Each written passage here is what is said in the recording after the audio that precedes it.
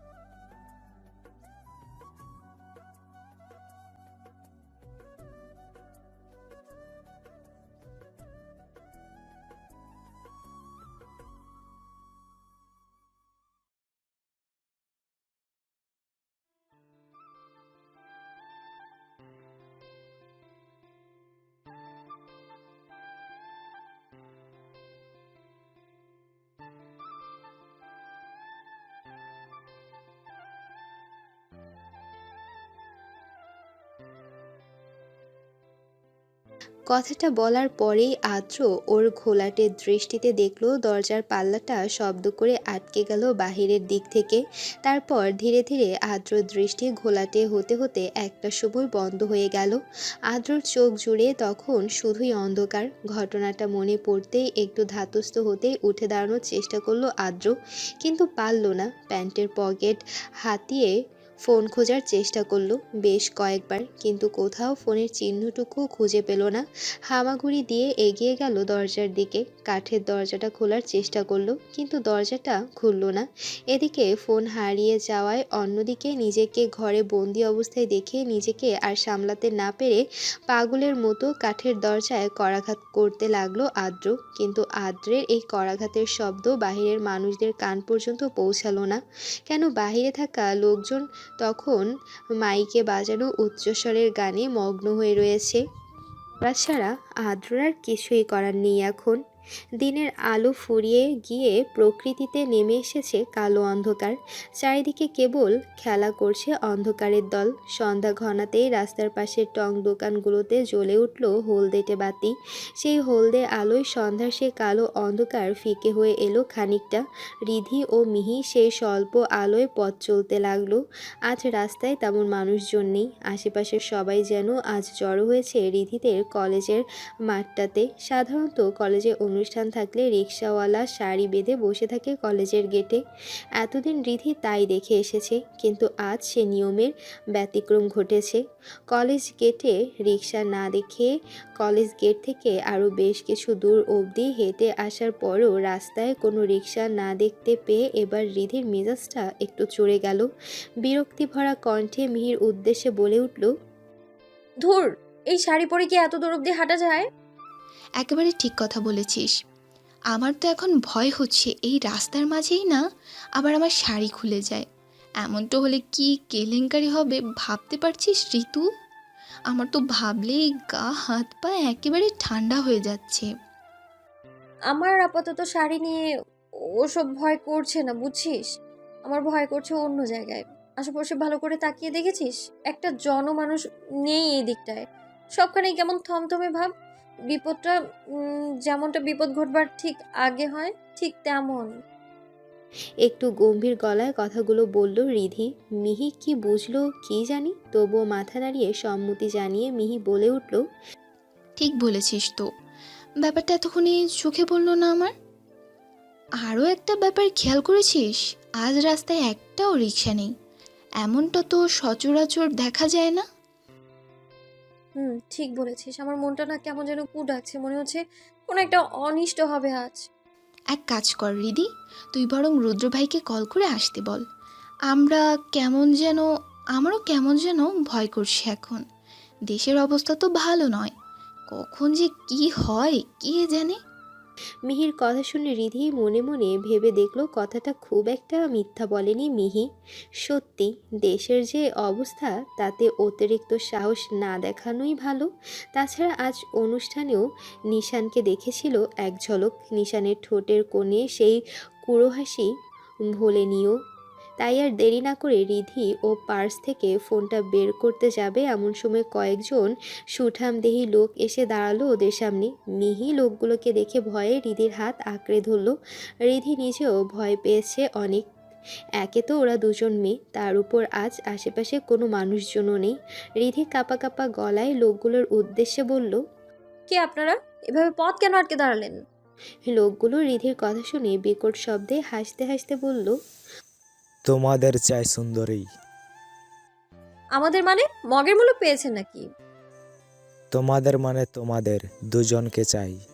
এখানে আর না থেকে আমাদের সাথে চলো সুন্দরী। কথাটা বলে লোকগুলো এক পা দুপা করে এগিয়ে আসতে লাগলো ওদের দুজনের দিকে। রিধি বুঝতে পারল এভাবে এখানে দাঁড়িয়ে থাকলে ওরা নিস্তার পাবে না। তাই মিহির উদ্দেশ্যে মৃদুস্বরে বলে উঠল, দ্রুত কলেজের দিকে দৌড় দে। এইখানে দাঁড়িয়ে থাকলে চলবে না, আমাদের দ্রুত সম্ভব কলেজে যাওয়া লাগবে। একবার কলেজের ভেতরে ঢুকলে ওরা আমাদের আর খুঁজে পাবে না। কথাগুলো বলেই ওরা দুজনে পেছন ফিরে দোল লাগালো ফিরতি পথের দিকে। পায়ের জুতাটা আগে খুলে ফেলেছে দুজনে, পায়ের সাথে শাড়ি জড়িয়ে পড়েছে বারবার, তবুও দুজনে থামছে না ওরা। প্রাণপণে দৌড়ে চলেছে সামনের দিকে। পেছন থেকে ভেসে আসছে লোকগুলোর আক্রোশ ভরা চিৎকার। লোকগুলো দৌড়ে আসছে ওদের পিছু পিছু। রিধি ও মিহি ওদের গতি বাড়ালো খানিকটা, কিন্তু শেষ রক্ষা হলো না। সামনে থেকে আসা আরও জন তিনেক লোক আটকে ফেলল ওদের দুজনকে। তারপর লোকগুলোর সাথে শুরু হলো রিধিদের ধস্তাধস্তি। এক পর্যায়ে অজ্ঞাত লোকগুলোর রুমাল নাকে লাগতে মিহি ও রিধি একসঙ্গে নেতিয়ে পড়ল লোকগুলোর হাতের উপর। অতঃপর লোকগুলো বিনা যুদ্ধে দুটি নারী দেহ গাড়িতে তুলে নিয়ে চলল অজানা গন্তব্যের উদ্দেশ্যে। ফাঁকা পিচঢালা রাস্তায় পড়ে রইল দুজোড়া জুতা আর দুজোড়া লেডিস ভ্যানিটি ব্যাগ। ছোট্ট মাঝারি ঘর, ঘরটায় জানালা নেই বললেই চলে। যে ছোট একটা জানালা আছে তা না থাকারই মতো। জানালা দিয়ে বাহির থেকে আসা সমান আলোর ঘরের কিছু জায়গায় স্বল্প আলোকিত হয়েছে। এই স্বল্প আলোর ঘরটাতে বন্দি হয়ে আছে রিধি। ঠিক কতটা সময় ধরে ওকে এখানে রেখেছে লোকগুলো তা ঠিক বলতে পারছে না ও। গাড়ি করে ঘন্টাখানিকের পথ পেরিয়ে যখন ওদের দুজনকে এই জনশূন্য জায়গাটাতে নিয়ে আসে, তখন সন্ধ্যালগ্ন পেরিয়ে রাত গড়িয়েছিল। লোকগুলো ওকে আর রিধিকে প্রথমে একসঙ্গে রাখলেও পরবর্তীতে ওদের দুজনকে আলাদা ঘরে রাখে। এই অন্ধকার ছোট্ট ঘরটিতে আজ রিধির নিজেকে খুব অসহায় লাগছে। মনে হচ্ছে পৃথিবীতে ও পুরো একা হয়ে গেছে। পরবর্তী সময় রিধির সাথে কি হবে তা রিধি জানে না, তবে এতটুকু অনুমান রিধি করতে পেরেছে যে লোকগুলো অন্য একজনের কথায় ওদের দুজনকে এখানে নিয়ে এসেছে। রিধি একটু একটু করে এগিয়ে যায় জানালার কাছে। জানালার একটা কপাট বাহির থেকে বন্ধ করে দেওয়া হয়েছে, আর একটা কপাট যৎসামান্য খুলে রাখা হয়েছে ঘরে আলো বাতাস প্রবেশের জন্য। রিধি জানালার গ্রিলে মাথা ঠেকায়। মেঘমুক্ত ঝকঝকে নীল আকাশ। আকাশে আজ মস্ত বড় পূর্ণিমার গোল চাঁদ উঠেছে। দূর থেকে দেখলে চাঁদটাকে রূপোর থালার মতো লাগছে। রিধি চাঁদের দিকে তাকিয়ে বিড়বিড়িয়ে বলে উঠল, এই চাঁদ, তুমি আজ তোমার সুন্দর মুখখানা লুকিয়ে ফেলো মেঘের আড়ালে, নয়তো তোমাকেও হয়তো কোনো কলঙ্কের সাক্ষী হতে হবে আজ। কাঠের দরজায় অনবরত হাত দিয়ে ধাক্কা দিয়ে চলেছে আদ্র। এই বদ্ধ ঘর থেকে বেরোনোর জন্য মরিয়া হয়ে উঠেছে ও। দোতলায় তখন এক কিশোর তার প্রিয়তমাকে নিয়ে এসেছিল একান্তে কিছু সময় কাটাবে বলে। কলেজ ভর্তি লোক, সবাই গান বাজাতে ব্যস্ত।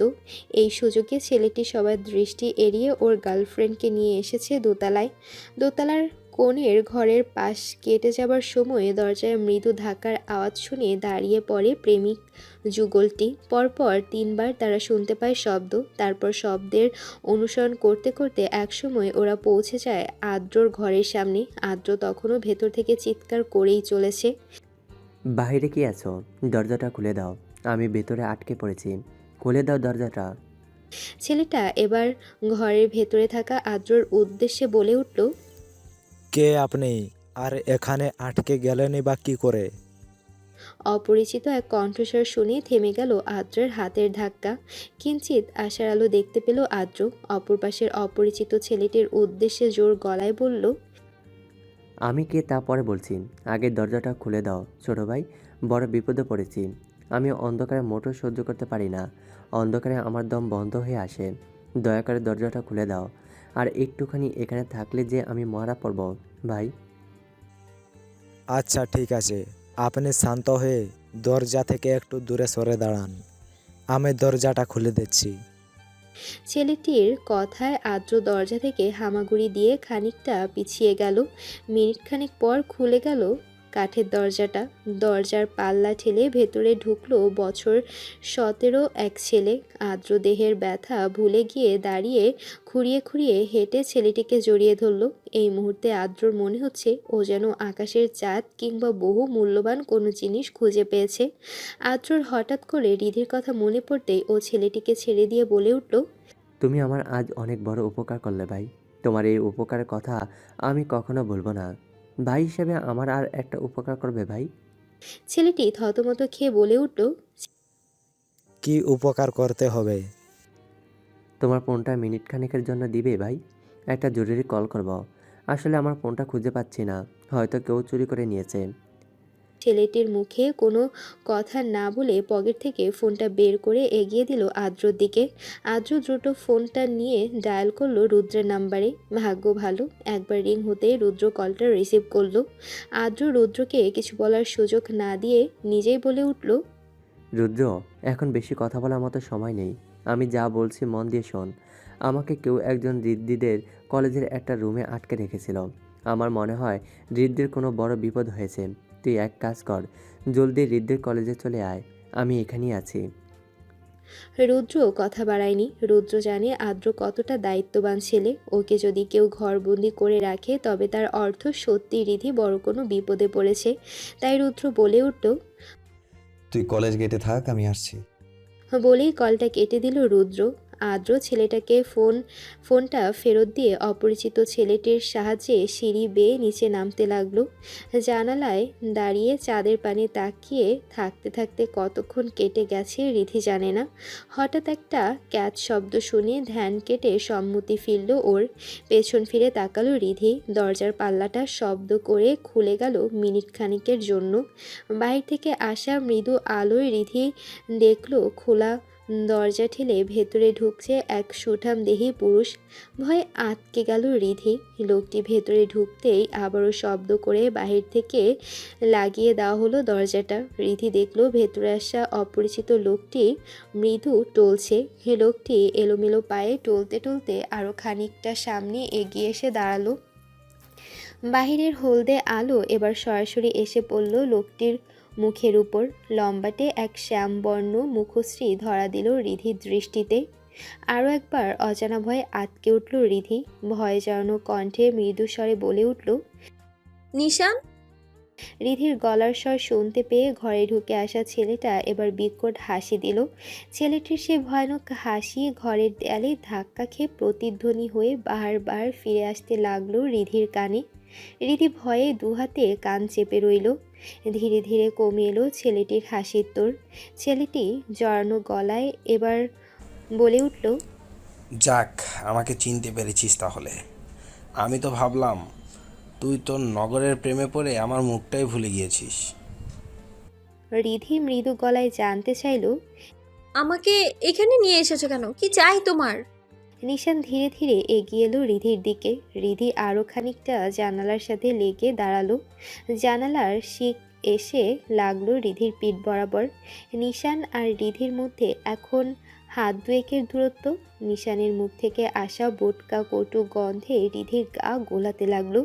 নিশান রিধির গালের ওপর ছড়িয়ে পড়া চুলগুলো কানের পেছনে রেখে রিধির চুলের পেছন ভাগটা জোরে চেপে ধরে কর্কশ কণ্ঠে বলে উঠল, তোকে চাই আমার, তোকে চাই। কতদিনের স্বপ্ন আমার তোকে একান্ত নিজের করে পাবার, কিন্তু আফসোস আজ সেই পাওয়াটা অন্যভাবে আদায় করতে হবে আমার। তোকে না হয় সেদিন আমি কয়েকটা খারাপ কথা শুনিয়েছিলাম, তাই বলে তোর নগরকে ডেকে এনে আমাকে মার খাইয়ে ভয় দেখাবি? তুই কি ভেবেছিস সামান্য কয়েকটা মার খেয়ে আমি আমার অপমান ভুলে যাব? হুম, নিশান কখনো তার অপমান ভুলে না, ভুলতে পারে না। সেদিনের সেই অপমান আমাকে গত 2 মাস ঘুমাতে দেয়নি। আমি আরও আগেই এর প্রতিশোধ তুলতাম যদি ওই লম্বু ছেলে তোর সাথে না থাকতো। কিন্তু আজ তোকে কে বাঁচাবে আমার থেকে? সেদিন হাত ধরেছিলাম বলে তোর খুব মানে লেগেছিল না রে? আজকে তোর এমন অবস্থা করব যে আজকের পর থেকে কাউকে তুই মুখ দেখাতে পারবি না। রিধির নিঃশ্বাস আটকে গেছে বহু আগে। শরীরে নিশানের সাথে যুদ্ধ করার মতো শক্তি অবশিষ্ট নেই এখন। ভয়ে আতঙ্কে রক্তশূন্য ফ্যাকাশে হয়ে গেছে ওর পুরো শরীর। দু চোখ বেয়ে গড়িয়ে পড়ছে নোনা স্রোতের ধারা। কাঁদতে কাঁদতে নিশানের সামনে হাত জোর করে রিধি বলল, সেদিনের জন্য আমি তোমার কাছে হাত জোর করে ক্ষমা চাচ্ছি নিশান। তবুও তুমি এমন কাজ করো না। এমনটা হলে যে আমার মরা ছাড়ার কোনো পথ খোলা থাকবে না। তুই মরবি না বাঁচবি এটা তোর সিদ্ধান্ত, এতে আমার কি? আজ তো তোকে শাস্তি পেতেই হবে। কথাটা বলেই নিশান রিধির হাত ধরে টানতে টানতে ঘরের মাঝখান বরাবর নিয়ে এলো। রিধিকে এলো পাথারে হাত পা ছোড়াছুড়ি দেখে হাতে রাখা বোতলটা সজোরে আছাড় দিল রিধির মাথার পেছন দিকে। মাথায় লেগে কাচের বোতল ভেঙে গিয়ে বোতলের কাচ ছড়িয়ে পড়ল মেঝেতে। রিধির হাত পা ছোড়াছুড়ি বন্ধ হলো কিছুটা। নিশান হাত দিয়ে একটানে রিধির শরীর থেকে শাড়ি খুলে ফেলল। রিধি দুর্বল হাত দিয়ে শরীর ঢেকে রাখার চেষ্টা করলো একবার, কিন্তু নিশানের শক্তির সাথে পেরে উঠল না। তারপর নিশান ক্ষুধার্ত হায়নার মতো ছিঁড়ে খেতে লাগলো রিধির শরীর। রিধি ঘৃণায় কষ্টে চোখ বন্ধ করে ফেলল। আজ রিধির কাছে মনে হচ্ছে এর চেয়ে ওর আজ মৃত্যু হলেও বোধহয় বেশি ভালো হতো। পরপর 3 জনের জঘন্য কাম বাসনার শিকার হলো রিধি। রিধির চৈতন্য ধীরে ধীরে লোপ পেতে লাগলো। শরীর জুড়ে নখের আঁচড়ের দাগগুলো থেকে হালকা রক্ত বেরোচ্ছে। জানোয়ারগুলো নিজেদের খিদে মেটার আগ পর্যন্ত রিধিকে কুড়ে কুড়ে ছিঁড়ে খেয়েছে। রিধির গায়ের শাড়িটা এলোমেলো হয়ে পড়ে আছে মেঝের এক কোণে। মেঝেতে ছড়িয়ে থাকা ক্ষুদ্র কাজ বেঁধেছে রিধির 2 হাতের তালু সহ পুরো হাতে। রিধি 2 চোখ বেয়ে গড়িয়ে পড়ছে ফোঁটা ফোঁটা নোনা জল দৃষ্টির ঘরের সিলিং বরাবর।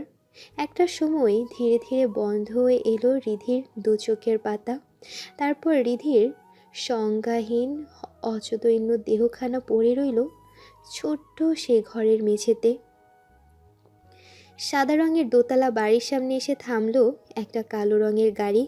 গাড়ির পেছনের সিট থেকে নামলো মুখোশ পরিহিত 2জন লোক।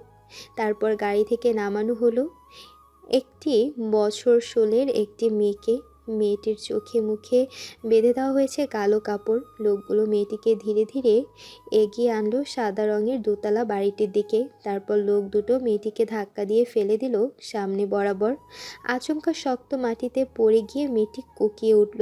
লোক দুটো মেয়েটির দিকে আর তাকালো না, যেন যেমনভাবে এসেছিল তেমনভাবেই ফেরত গেল গাড়ির ভেতর। তারপর আর দেখা গেল না কালো রঙের গাড়িটিকে। হাওয়ার তোড়ে চলে গেল সামনের দিকটায়। গাড়িটি চলে যেতেই মাটিতে পড়ে থাকা মেয়েটি কোনো মতে উঠে প্রাণপণে দৌড় লাগালো সামনের দোতলা সাদা রঙের বাড়িটির দিকে। অন্যদিকে কলেজ গেটের ব্যস্ততম রাস্তায় দাঁড়িয়ে আছে আদ্র। ইতিমধ্যেই সেই বছর 15 ছেলেটির সাহায্য নিয়ে কলেজের কাছের এক হাসপাতাল থেকে ডাক্তার দেখিয়ে মাথায় ব্যান্ডেজ করিয়ে নিয়ে এসেছে আদ্র। সন্ধ্যা পেরিয়েছে বহু আগে। আশেপাশের দোকানগুলো থেকে ঝকঝকে সাদা আলো এসে পড়ছে রাস্তার উপর। তাছাড়া রাস্তার ল্যাম্পপোস্টের টিমটিমে বাতিটাও জ্বলছে আজ। মিনিট 15 পর একটা কালো রঙের বাইক এসে দাঁড়ালো আদ্রর সামনে। আচমকা বাইকটা কাছে এসে থামতেই দুপা পিছিয়ে গেল আদ্র। তারপর বিরক্তি মাখা স্বরে বলে উঠল, আমাকে মারতে চাস নাকি তুই? এভাবে গাড়ি চালায় নাকি কেউ? আর একটু হলেই তো আজ পটল তুললাম। সরি। মাথা থেকে হেলমেট খুলে বাইকের উপর রাখে রুদ্র। আদ্রর মাথায় ব্যান্ডেজ দেখে ভ্রুকুচকে বলে, মাথায় ব্যান্ডেজ কেন তোর? আর কি হয়েছে বলতো? রিদিরা কোথায়? আরে সে অনেক বড় কাহিনী ভাই। আপাতত রিদ্দিকে খুঁজতে চল। ওকে কলেজের সব জায়গায় তন্ন করে খুঁজে ফেলেছি এতক্ষণ ধরে, কিন্তু কোথাও খুঁজে পাইনি। আদ্রর কথা শুনে রুদ্র কিছু একটা ভেবে বলে উঠল, কলেজ ছেড়ে ওদের এখন খুঁজবো কোথায় বলতো? আসার সময় পুরোটা রাস্তা দেখতেই তো এলাম। আপাতত আগে রিদ্দির বান্ধবী আর কি যেন নাম। আদ্র কপাল কুঁচকে মনে করতে লাগলো নামটা। রুদ্র আদ্রকে এত কষ্ট করতে দেখে বিরক্ত স্বরে বলল, মিহির কথা বলছিস নাকি? আচ্ছা, আদ্র নামটা শুনেই দ্রুত বলে উঠল, হ্যাঁ মিহির বাড়ি চল। ওরা হয়তো ওইখানে থাকতে পারে, কারণ শেষ অবধি মানে ওই বিকালবেলা অবধি ওদের দুজনকে একসঙ্গে দেখেছিলাম আমি। তারপর তো আমি আটকে গেলাম ওই ঘরটায়। যাকগে, বাদ দে সেসব, আগে চল ওই মিহির বাড়ি। আদ্রর কথা শেষ হতেই রুদ্র আবার বলে উঠল, সে তুই মন্দ বলিসনি আর্দ্র। দুজনের খুব গলায় গলায় খুব ভাব, বুঝলি? সব সময় তো ওদের একসাথেই থাকতে দেখি। রুদ্রর কথা শেষ না হতেই ওর প্যান্টের পকেটে থাকা ফোনটা কেঁপে উঠল। রুদ্র ফোনটা বের করে স্ক্রিনে থাকা নাম্বারটা দেখে একটু ভ্রুকুচকে তাকালো ফোনের দিকটায়। তারপর কল রিসিভ করে বলে উঠল, আসসালামু আলাইকুম আঙ্কেল। আদ্র ফোনের অপর পাশের কথাগুলো শুনতে পেল না ঠিকই, কিন্তু রুদ্রের মুখের অভিব্যক্তি দেখে আর সময় ব্যয় না করে রুদ্রের পেছনে বাইকে চেপে বসলো। রুদ্রের কথা শেষ হলো মিনিট 5 পর। তারপর আদ্রর দিকে তাকিয়ে আর কথা না বাড়িয়ে গাড়ি ছুটিয়ে দিল চেনা গন্তব্যের উদ্দেশ্যে। প্রায় ঘন্টাখানেক লাগলো রুদ্রদের পৌঁছাতে। আরও আগেই এসে যেত ওরা যদি না রাস্তায় ট্রাফিক জ্যামে না আটকাতো। রাস্তার বাম পাশে মিনিট 2 হাঁটা পথে পড়ে সাদা রঙের একখানা দোতলা বাড়ি। এই বাড়ি দিয়েই শুরু হয়েছে এই কলোনিটা। লোহার গেটের সামনে রুদ্র এসে গাড়ি থামালো। গেটটা আজ হা হয়ে খুলে রয়েছে। বাইকটা থামতে আদ্র গাড়ি থেকে নামলো। রুদ্র কথা না বাড়িয়ে বাইক সমেত গেট দিয়ে বাড়ির ভেতরে ঢুকে পড়ল। আদ্র ধীরে ধীরে আসতে লাগলো রুদ্রর পিছু পিছু। বাড়ির সদর দরজার সামনে এতক্ষণ ধরে দাঁড়িয়েছিল এনামুল সাহেব। ঘণ্টাখানেক আগে হঠাৎ হন্তদন্ত হয়ে বাড়িতে ঢোকে মিহির অগোছালো চুল, মুখে চোখে বাঁধা আর কুঁচকে যাওয়া কাপড় দেখে পাগল প্রায় হয়ে যান এনামুল সাহেব আর ওনার স্ত্রী জুলেখা বেগম। মেয়েকে বুকে নিয়ে ওনারা প্রথমে শান্ত করেন। মিহি তখনও ভয়ে ঠকঠক করে কাঁপছিল। এনামুল সাহেব ততক্ষণে মিহির মুখের ও চোখের বাঁধন খুলে ফেলেছেন। মিহির মুখ থেকে কাপড় সরে যেতে মিহি পাগলের মতো এনামুল সাহেবকে বলতে লাগলো, পাপা দ্রুত রুদ্র ভাইকে আসতে বলো। রিদির বড় বিপদ, আসতে বলো, এখনই আসতে বলো। এনামুল সাহেবের কপালে এবার দুশ্চিন্তার রেখা আরও প্রসারিত হলো। মিহির অবস্থা দেখে ক্ষণকালের জন্য হলেও রিধিকে ভুলে গিয়েছিল তিনি।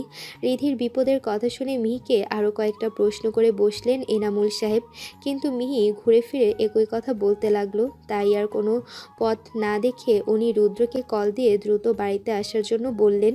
বাইক থামিয়ে রুদ্র দৌড়ে এলো এনামুল সাহেবের দিকে। এনামুল সাহেবের মুখে চিন্তার ভাব দেখে রুদ্র দ্রুত বলে উঠল, আঙ্কেল, রিদি কোথায়? কি হয়েছে ওর? ঠিক আছে তো? ভেতরে এসো। রিদির সম্পর্কে এখনো কিছুই জানি না আমি। মিহি তোমাকে ছাড়া আর কাউকেই কিছু বলতে চাচ্ছে না। এসো, তোমরা দ্রুত এসো। ড্রয়িং রুমে পিনপতন নীরবতা। মিহি আগের থেকে স্বাভাবিক হয়েছে কিছুটা। রুদ্র অস্থিরভাবে পায়চারি করে যাচ্ছে। আদ্র ও এনামুল সাহেব অবশ্য শান্ত হয়ে বসে আছে। নীরবতার মাঝে কেটে গেল খানিকক্ষণ। মিহি এবার ওর মাকে ছেড়ে উঠে দাঁড়ালো, তারপর রুদ্রের সামনে এসে দাঁড়িয়ে বলল, চলুন রুদ্র ভাই, আমি এখন ঠিক আছি, দ্রুত আসুন আমার সাথে। মিহির কথায় থেমে গেল রুদ্রের পায়চারি। রুদ্রের মুখে ফুটে উঠল বিস্ময়। রুদ্র অবাকের স্বরে মিহির উদ্দেশ্যে বলে উঠল, কোথায় যাব? কেন, রিদির কাছে? আমি জানি রিদিকে ওরা কোথায় রেখেছে। কারা রীতিকে কোথায় নিয়ে গেছে? কি বলছিস তুই? দেখ মা, এইভাবে গিয়ে তোরা কিছুই করতে পারবি না। এক কাজ কর, তুই আমার সাথে বস, আমাকে খুলে বল সবটা, না হলে রিদিকে ফিরিয়ে আনা যাবে না। এনামুল সাহেবের কথা শুনে মিহি পুনরায় সোফায় বসলো। রুদ্র এগিয়ে দাঁড়ালো সোফার কাছটায়। 3 জোড়া দৃষ্টি একসঙ্গে নিবদ্ধ হলো মিহির উপর। মিহি বলতে শুরু করলো, সন্ধ্যার পর রিদির গানের পর্ব শেষ হতেই যদি রিদি জানালো ও বাড়িতে ফিরতে চায়, আমিও রিদির কথায় অমত করিনি, কারণ আমি জানতাম সন্ধ্যার পর রিদির বাইরে থাকা বারণ আছে। তাছাড়া আজ কলেজে নিশানকে দেখার পর আমিও রিদিকে নিয়ে আর কোনো রিস্ক নিতে চাইনি। আর কেউ জানুক না জানুক, আমি তো জানি নিশানের শকুনি দৃষ্টি অনেক আগেই পড়েছিল রিদির ওপর। আমরা দুজনে আদ্রদা খুঁজতে বের হই, কিন্তু এত ভিড়ের মধ্যে আদ্রদাকে খুঁজে পাই না। আমরা ভেবেছিলাম আদ্রদা হয়তো বাড়ি ফিরে গেছে, তাই আমি আর রিদি আমাদের বাকি বান্ধবীদের বিদায় জানিয়ে বাড়ির পথ ধরলাম। কলেজ গেট পেরিয়ে দেখি রাস্তায় একটাও রিক্সা নাই। আমি আর রিদি ভাবলাম একটু হেঁটে সামনে গেলেই হয়তো রিক্সা দেখা পাবো। তাই ভাবনা মোতাবেক আমরা দুজনেই হেঁটে এলাম আরও কিছুটা পথ। কলেজ থেকে মিনিট 10 পথ হেঁটে এসেছিলাম আমরা, কিন্তু তখনও যখন রিক্সার দেখা পেলাম না, তখন আমাদের মনে খটকা লাগলো। আশেপাশের পরিবেশটাও বেশ শান্ত আর নিশ্চুপ ছিল। এত ব্যস্ততম রাস্তায় কোনো প্রাণী না দেখে এবার আমাদের একটু সন্দেহ হলো। রিদি রুদ্র ভাইকে কল করতেই যাচ্ছিল, ঠিক তখন একটা কালো রঙের গাড়ি এসে থামলো আমাদের সামনে। গাড়ি থেকে 4 লোক নেমেই ঘিরে ধরলো আমাদের। রিদির কথা মতো কলেজ গেটের দিকে দৌড় লাগাতেই সামনে থেকে আরও 3-4 জন এসে পথ আটকে দিল আমাদের। তারপর আমাদের দুজনকে জোর জবরদস্তি করে তুলল গাড়িতে। আমাদের গাড়িতে তোলার পর গাড়িটা আবারও চলতে আরম্ভ করলো। হৃদের কথা মতো আমি বুদ্ধি করে রাস্তাটা চিনে রাখার চেষ্টা করলাম। আমাদের নিয়ে গাড়িটা পৌঁছালো একটা বাংলো বাড়ির সামনে, শহর থেকে বেশ খানিকটা দূরে।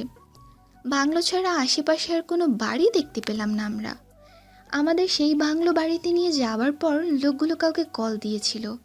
তার নির্দেশনা অনুযায়ী তখনই আমাদের দুজনকে আলাদা করে ভিন্ন 2টি রুমে রাখা হয়।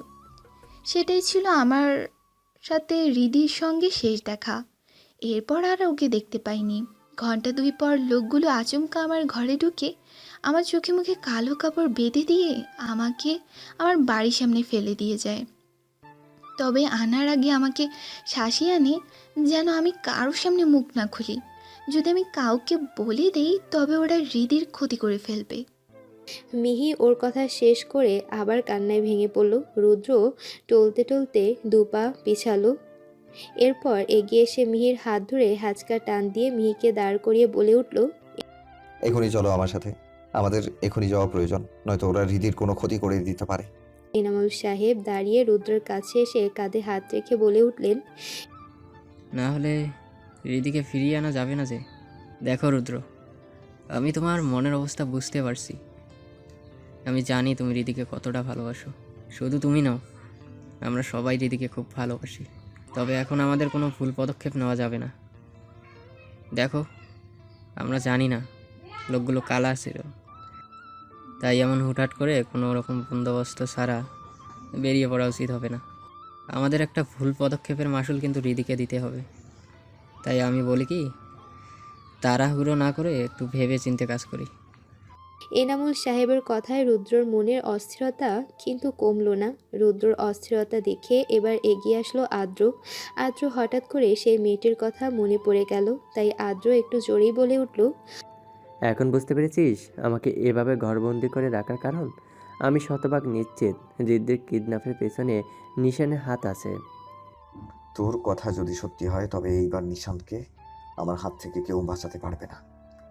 আমার হৃদের গায়ে ও যদি একটা আঁচু কাটে তবে আমি ওকে আজ দুনিয়া ছাড়া করব।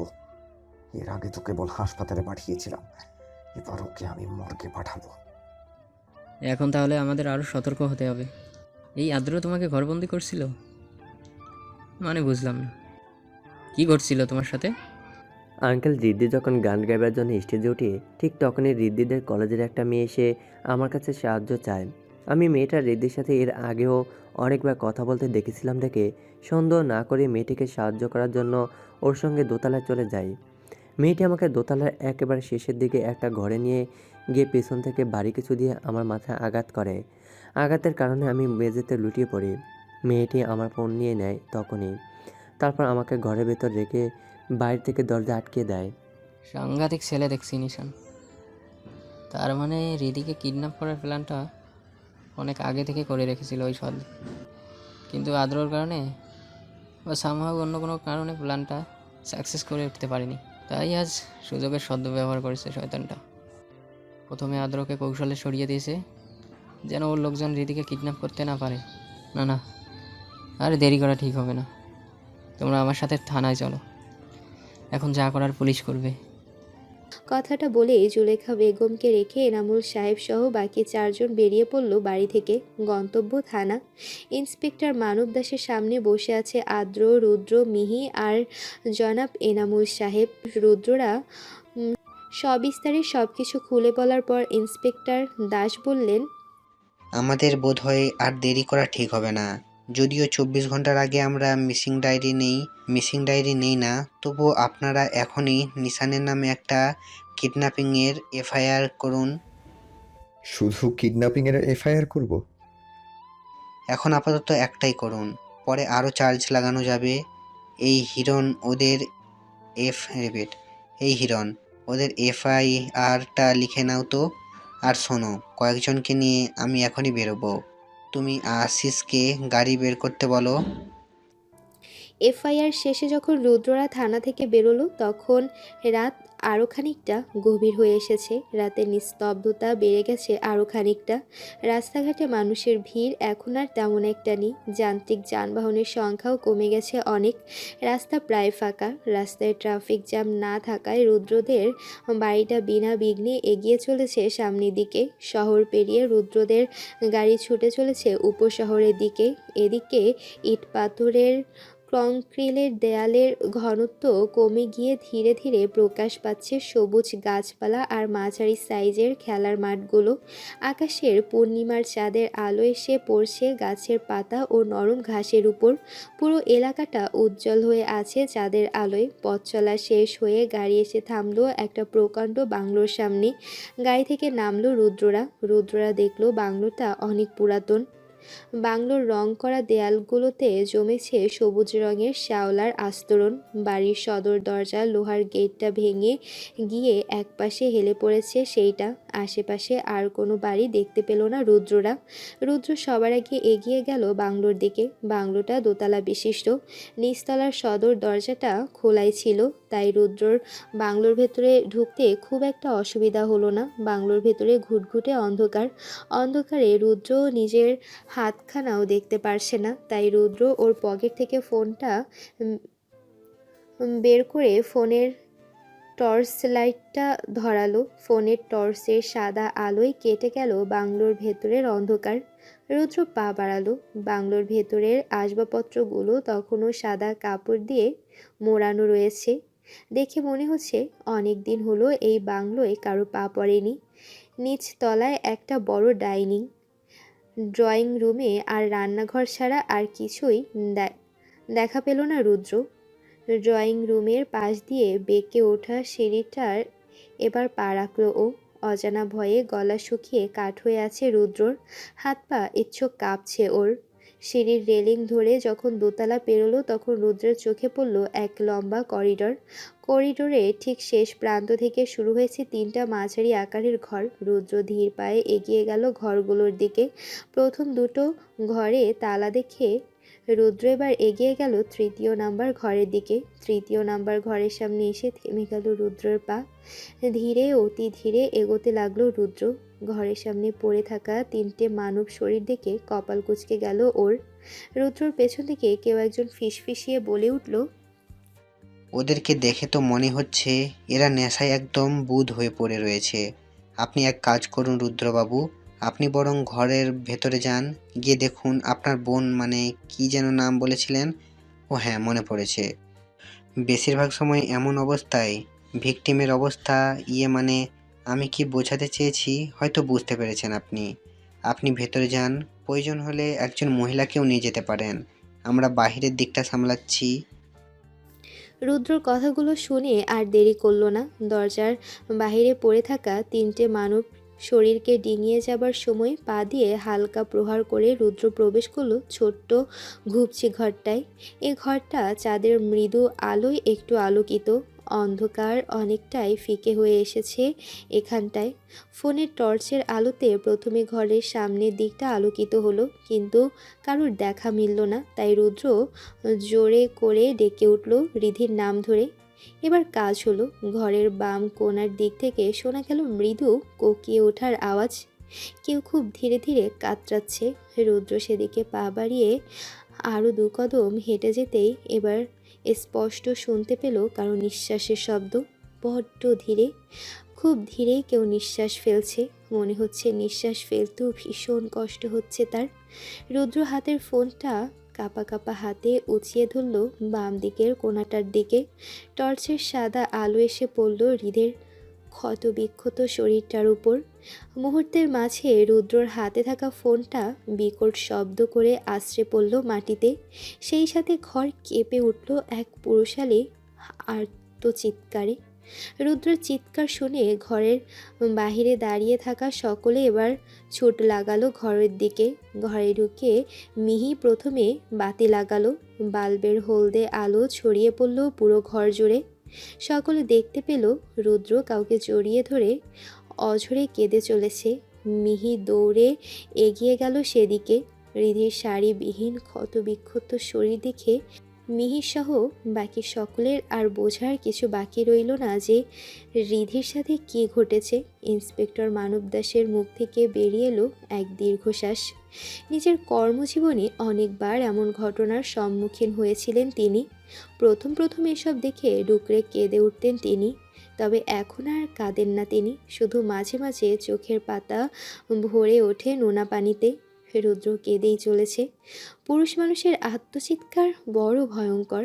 পুরুষেরা সহজে কাঁদে না, কিন্তু যখন কোনো পুরুষ কাঁদে তখন পুরো পৃথিবী কাঁদে তার সাথে। এনামুল সাহেব এতক্ষণ ঠায় দাঁড়িয়েছিলেন দূরে। রিধিকে এমন অবস্থায় দেখে ওনার নিজেরই পায়ের নিচ থেকে মাটি সরে গেছে। এতক্ষণ নিজের চেতনায় ছিলেন না তিনি। মাটিতে ছড়িয়ে থাকা রক্তের শুকনো দাগ দেখে এবার চেতনা ফিরে পেলেন তিনি। দ্রুত এগিয়ে গেলেন রুদ্রের দিকে। রুদ্রের কাঁধে হাত রেখে বলে উঠলেন। রুদ্রর কান্না থামল। লাল টকটকে চোখে ফিরে তাকালো দরজার বাহিরে পড়ে থাকা অচৈতন্য দেহ তিনটির দিকে। রুদ্র রিধির মাথাটা মিহির কোলে রেখে হিংস্র বাঘের ন্যায় এগিয়ে গেল অচৈতন্য দেহ তিনটির দিকে। তারপর লোক তিনটির ওপরে একাই ঝাঁপিয়ে পড়ল সে। দেহের সমস্ত শক্তি দিয়ে একের পর এক আঘাত করতে লাগলো ওদের শরীরে। আঘাতের দরুন নেশায় বুঁদ হয়ে থাকা মানব শরীর থেকে বেরিয়ে এলো অস্পষ্ট কিছু কথা। ইন্সপেক্টর মানব দাস আর আদ্র এসে বাধা দিল রুদ্রকে। আইন নিজের হাতে তুলে নেওয়াটা যে দণ্ডনীয় অপরাধ। রুদ্র এক ছটকায় হাত ছেড়ে নিল আদ্র আর ইন্সপেক্টর মানব দাসের শক্ত বন্ধন থেকে। অতঃপর আবারও ছুটে এলো রিধির অচেতন দেহটার কাছে। রিধির হাতে হাত রেখে বলতে লাগলো, হ্যাঁ দিদি, চোখ খোল, তোর কিচ্ছু হবে না। এই দেখ, তোর রুদ্র ভাই এসে গেছে, একবার চোখ খুলে তাকিয়ে দেখ। রিধির কর্ণকুহরে রুদ্রের কথা পৌঁছালো কিনা কে জানে, তবে রিধির ঠোঁটজোড়া ইচ্ছুক কেঁপে উঠল যেন।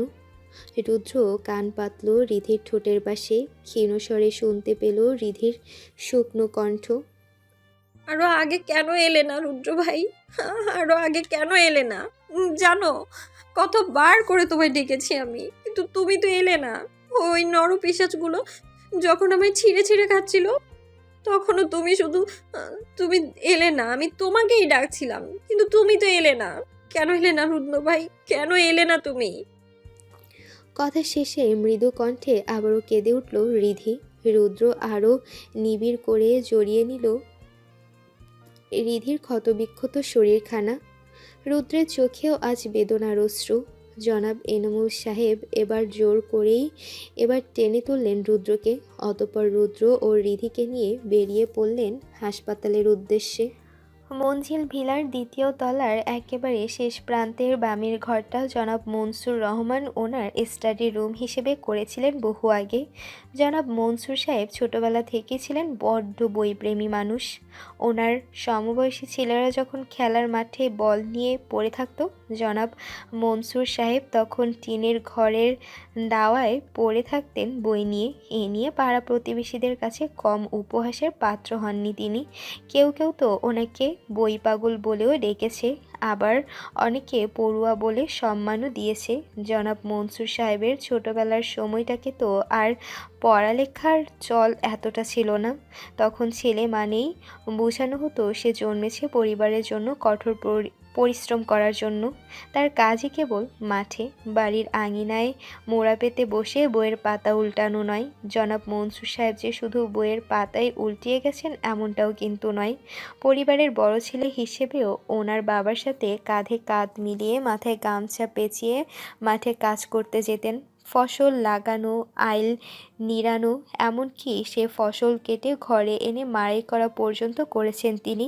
ওনার বাবা অবশ্য মুঠে রাখতেন সেসবের জন্য, কিন্তু জনাব মনসুর রহমান নিজের কাজ নিজে করতে বেশি ভালোবাসতেন। এ কারণেই ওনার বাবা বাকি দুই ছেলের থেকে ওনাকে যেন একটু বেশি ভালোবাসতেন।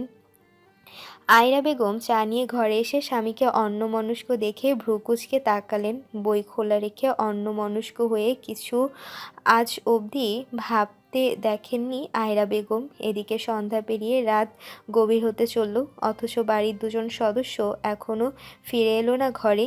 সেই যে সকালে দুটোতে বেরিয়েছে, এখন অবধি ফেরবার নাম নেই। ওদের দুজনের জন্য এখন রীতিমতো চিন্তা হচ্ছে আয়রা বেগমের। চায়ের কাপটা টেবিলের উপর রাখতে রাখতে আয়রা বেগম মৃদু কাশি দিয়ে বলে উঠলেন, শুনছ, রুদ্র আর রিদি এখনো বাড়ি ফিরেনি। দেখতে দেখতে রাত তো অনেক হলো। তুমি এবার রুদ্রকে ফোন করো না গো। ছোটবেলার সেই পুরনো দিনগুলো নিয়ে বিভোর হয়েছিলেন জনাব মনসুর সাহেব।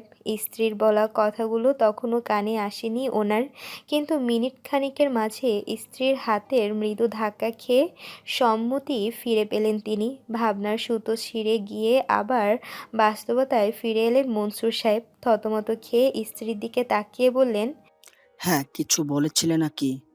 স্বামীর এমন উদাসীনতায় বিরক্ত হলেন আয়রা বেগম। বিরক্তিতে ভ্রু কুঁচকে গেল ওনার। একে তো ছেলে মেয়ে দুটো এখনো ফিরছে না, অন্যদিকে বাড়ির বড় কর্তা উদাসীন হয়ে বসে রয়েছে। আয়রা বেগম কুঁচকানো ভ্রু নিয়েই বলে উঠলেন, কিছু বলবো কেন?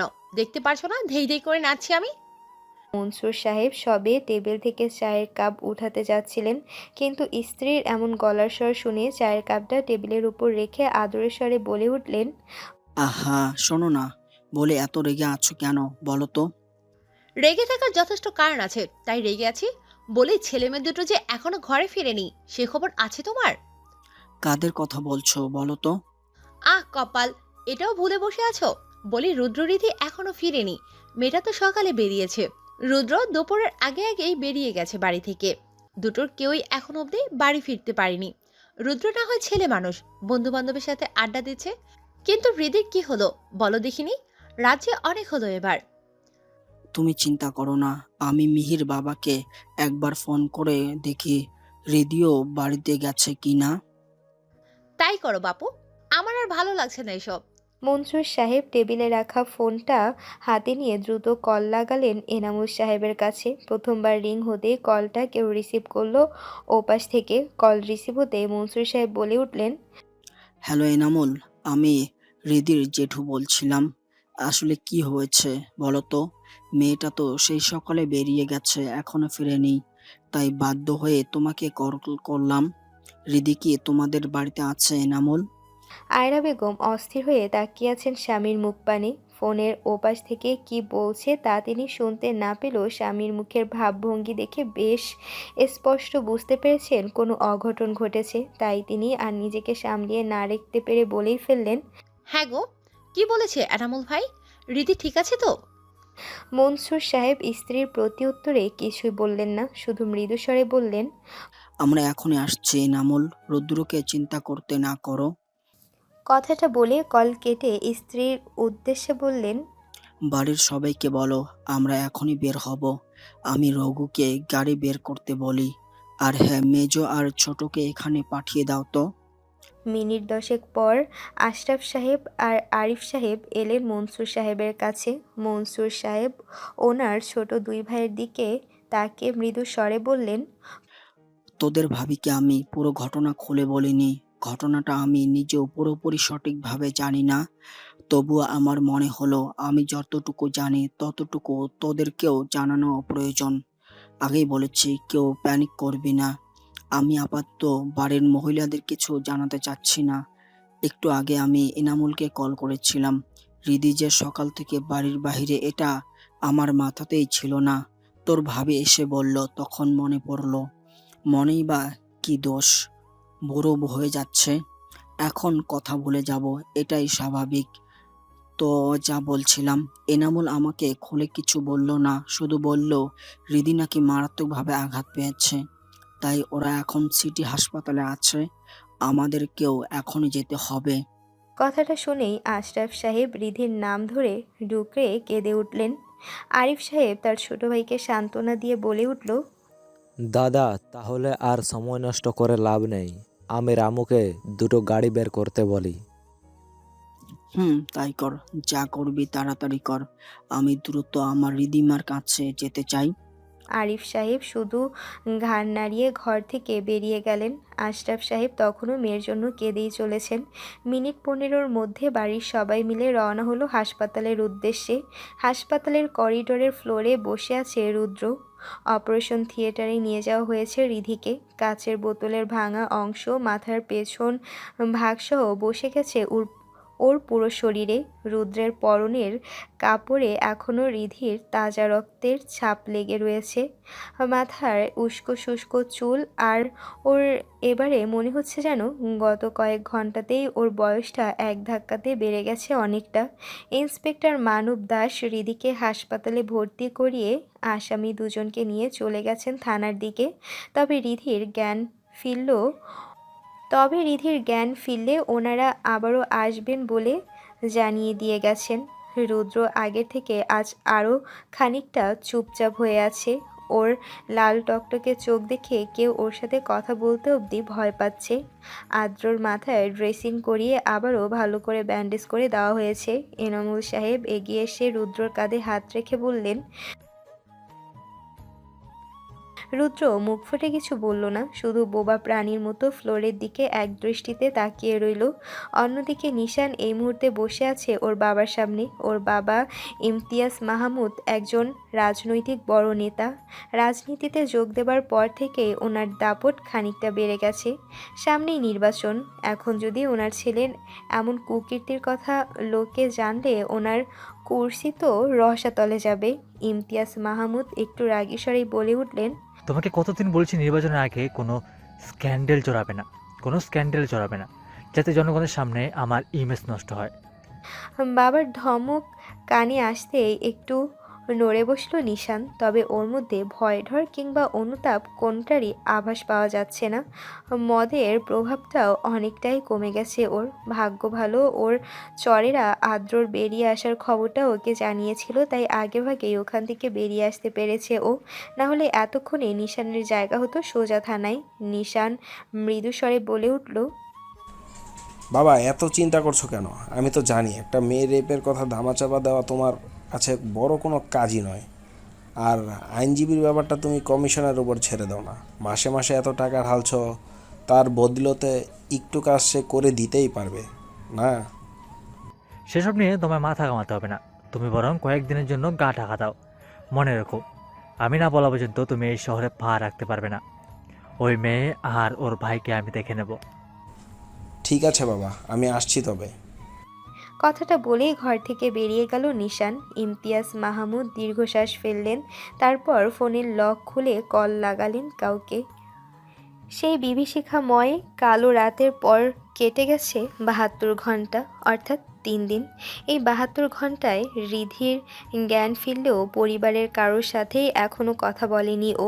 শুধু এক দৃষ্টিতে স্থির তাকিয়ে আছে পরিবার সকল সদস্যের মুখপানে।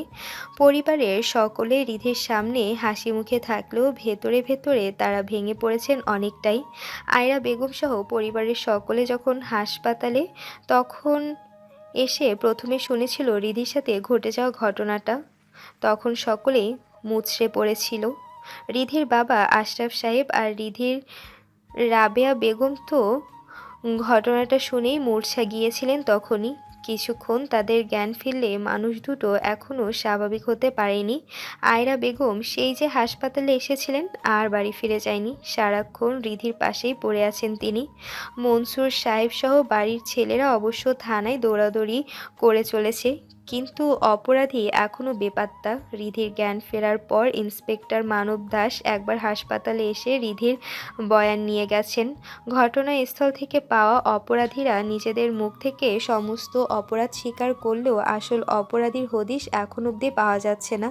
যেন রাতারাতি হাওয়ার তোড়ে উবে গেছে ছেলেটি, কোথাও এতটুকু অস্তিত্ব নেই তার। ইন্সপেক্টর মানব দাস নিশানের বাড়ির লোকজনকে জেরা করেও কোনো ক্লু পায়নি। বাড়ির লোকগুলো মুখ এঁটে রয়েছে। অন্যদিকে কমিশনার সাহেব রীতিমতো ওনাকে বলে যাচ্ছেন যত তাড়াতাড়ি সম্ভব কেসটা ক্লোজ করে দিতে।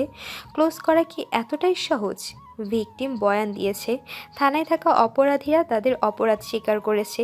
এত এভিডেন্স থাকার পরও একটা কেস কী করে ক্লোজ করা যায়? ওনার থেকেও তো এসব আইনি মারপ্যাচ কমিশনার সাহেব বেশি ভালো জানেন। তবুও কেন অপরাধীর হয়ে কথা বলছেন উনি? শুধুই কি উপরমহলের চাপে পড়ে, নাকি অন্য কোনো বিষয় আছে এখানে? অবসন্ন বিকেল, আকাশ গাঢ় কমলা রঙে রাঙিয়ে আছে। সূর্যি মামা বিদায় নেবার জন্য পায়তারা করছে বহু আগে থেকেই। ঘর ছাড়া পাখিগুলো আকাশের বুকে ডানা মিলে ঘরের দিকে ফিরছে। আর একটু পরেই ধরণীতে নেমে আসবে কালো অন্ধকার, শুরু হবে অন্ধকারের রাজত্ব। হাসপাতাল থেকে বাড়ি ফিরছে রিধি। হাসপাতালের বিছানায় শুয়ে শুয়ে কাটিয়ে দিতে আর ভালো লাগছে না ওর। রিধি যেদিকেই তাকাতো কেবল দেখতে পেত রুগীর দল। কেউ ব্যথায় ছটফট করছে তো কেউ মৃত্যুর প্রহর গুনছে, আবার কেউ কেউ বিছানায় শুয়ে শুয়ে ডাক্তারদের কাছে বাঁচার আকুতি জানাচ্ছে।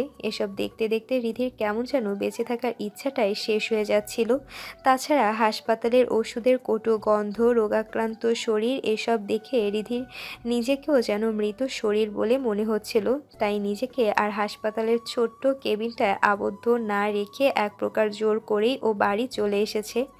ডক্টররা তো ওকে ছাড়তেই যাচ্ছিল না, কিন্তু রিধির জোড়াজুড়িতে শেষমেশ ডিসচার্জ দিতে বাধ্য হলেন তারা। তবে রিধির দেখাশোনার জন্য একজন নার্স পাঠিয়ে দিলেন মঞ্জিল ভিলাতে। এই ৭২ ঘন্টাতেই বড্ড নেতিয়ে পড়েছে রিধির দেহ মন। আর এক মুহূর্তে সেই বদ্ধ ঘরে থাকলে হয়তো রিধি সত্যি দম আটকে মারা পড়ত। মঞ্জিল ভিলার সামনে এসে থামলো রিধিদের কালো রঙের গাড়িটা। মিহি রিধিকে নিয়ে গাড়ি থেকে নামতেই একসঙ্গে অনেকগুলো লাইটের আলো এসে পড়ল রিধির মুখের উপর। সেই সঙ্গে ভেসে এলো কিছু প্রশ্ন আর মানুষের হট্টগোল। আলো চোখে লাগায় রিধি চোখ বুঝল, কিন্তু মানুষের হট্টগোল চেঁচামেচি থামল না। তাদের এক এক প্রশ্নবাণ এসে পৌঁছালো রিধির কর্ণকুহরে। রিধির মনে পড়ে গেল সেই ভয়াল বিভীষিকাময় রাতের কথা। রিধির শরীর কেঁপে উঠল। রিধি বুঝতে পারল ও ওর শরীরের নিয়ন্ত্রণ ক্রমশ হারিয়ে ফেলছে, পা অসাড় হয়ে যাচ্ছে ধীরে ধীরে। আর কিছুক্ষণ পরেই হয়তো ও লুটিয়ে পড়বে মেঝেতে। এমন সময় আয়রা বেগম এসে দাঁড়ালেন রিধির একপাশে। তারপর ধীর গলায় বললেন, ভয় পাচ্ছিস খুকি? কিসে ভয় পাচ্ছিস বলতো? ওই লোকগুলোকে, নাকি এদের করা প্রশ্নগুলোকে? আচ্ছা খুকি, জানিস তো ভয় কাদের বেশি কাবু করে? যারা বেশি ভয় পায়। আর বলতো কারা বেশি ভয় পায়? যারা খারাপ কাজ করে, অন্যায় করে, ভুল করে। আচ্ছা তুই বল, তুই কি কোনো ভুল করেছিস? করিসনি তো? আচ্ছা বেশ, আমার কথা বিশ্বাস না হলে তুই তোর নিজের মনকে প্রশ্ন কর যে তুই কোনো ভুল করেছিস কিনা। যদি তোর উত্তর না হয় তবে তুই কেন ভয় পাচ্ছিস? ভয় তো পাবে তারা যারা তোর সাথে অন্যায় করেছে। এতটুকু বলে থামলেন আয়রা বেগম। রিধিকে ধাতস্থ হতে সময় দিলেন কিছুটা। এখন কিছুতেই রিধিকে উত্তেজিত হতে দেওয়া যাবে না। রিধি একটু ধাতস্থ হতেই আয়রা বেগম আবার বলে উঠলেন, জীবনে কখনো বিনা যুদ্ধে হারতে নেই খুকি। জীবনে বিপদ আসবেই, তাই বলে কি ঘরে কোণে মুখ লুকিয়ে বাঁচবে? জীবনে তারাই বেশি সফলতা পায় যারা বিপদ আসলে নির্ভীক হয়ে সেই বিপদকে মোকাবেলা করে। জীবনটাকে সব সময় ভালো সময় দিয়েই পূর্ণ থাকে। যে জীবনে শুধু সুখ থাকে সে জীবনে কোনো মূল্য থাকে না খুকি। জীবনে সুখ দুঃখ একসঙ্গে থাকলে তবেই না জীবন ভালোভাবে উপভোগ করা যায়। একটা কথা সব সময় মনে রাখবে খুকি, কষ্টের পরে সুখ আসে, আর সে সুখ হয় স্থায়ী সুখ। খুকি, আজ যদি তুই এ লোকগুলোর প্রশ্নকে ভয় পেয়ে এড়িয়ে যাস, তবে ভবিষ্যতে মুখোমুখি হবি কিভাবে? আমি জানি আমার খুকি কতটা সাহসী। তাছাড়া আমি আছি তো তোর সঙ্গে। এই লোকগুলোকে দেখিয়ে দে তুই দুর্বল অবলা মেয়ে নয়। আজ তুই যদি থেমে যাস তবে তোর সাথে আরো নির্যাতিত হওয়া 10টা মেয়ে থেমে যাবে রিধি। ভেবে দেখ, পিছু হাঁটবি নাকি নির্ভয়ে ওদের মোকাবেলা করবে? আয়রা বেগমের কথায় রিধি ওর শরীরের পুনরায় জোর ফিরে পেল। নিজেকে নিজে প্রশ্ন করল রিধি, আসলে এই বীভৎস ঘটনায় ওর কোনো ভুল আছে কিনা। মনের গভীর থেকে রিধি শুনতে পেল কেউ ওকে উচ্চস্বরে বলে চলেছে, রিদি, তুমি কিছু করনি। তুমি কোনো অন্যায় করতে পারোই না, বরং তোমার সাথে অন্যায় করেছে ওই হায়নার দল। তুমি নির্দোষ। তুমি এখনো ফুলের মতোই কোমল, নিষ্পাপ।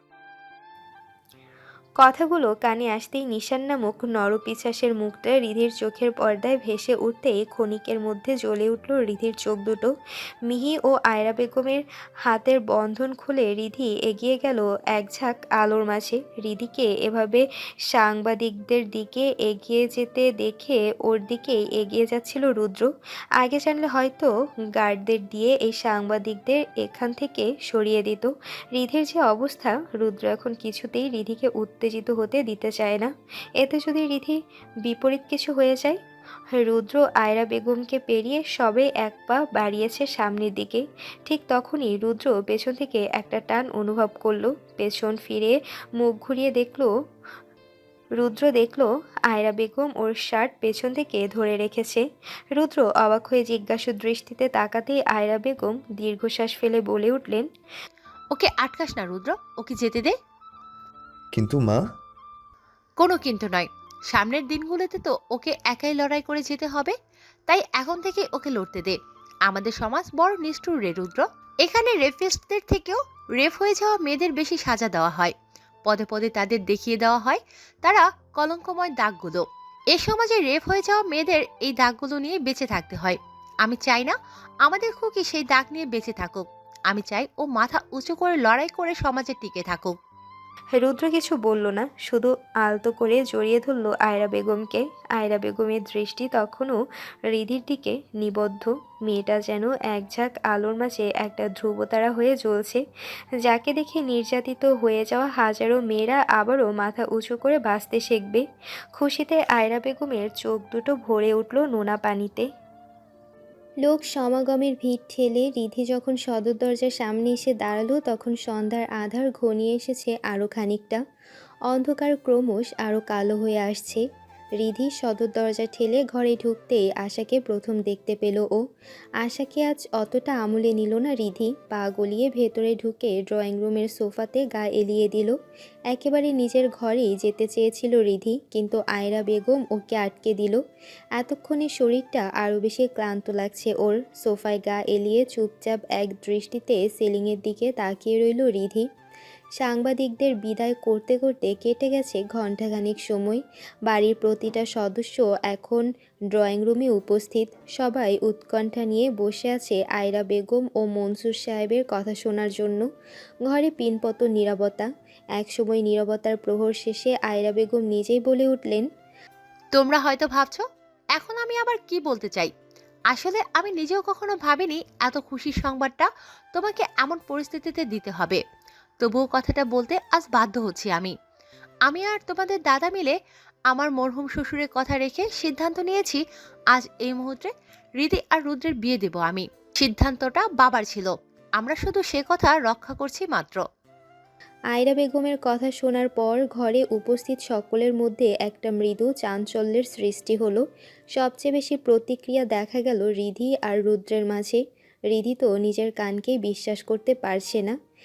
বিয়ে, এই একটা মাত্র কথা শোনার জন্য কতগুলো দিন অপেক্ষা করেছে ও, কিন্তু আজ সেই অপেক্ষার কথাটা শোনার পরেও কোনো রকম অনুভূতি হচ্ছে না ওর, বরং নিজেকে নিজের কাছেই আরও বেশি ছোট মনে হচ্ছে। রিধি চুপ করে থাকলেও এইবার রুদ্র উঠে দাঁড়িয়ে বলে উঠল, এসব কি বলছো মা? হৃদিকে বিয়ে করা আমার পক্ষে সম্ভব নয়। আয়রা বেগম কিন্তু রুদ্রের কথার পৃষ্ঠে রেগে উঠলেন না, বরং ঠান্ডা স্থির কণ্ঠে রুদ্রের কাছে জানতে চাইলেন,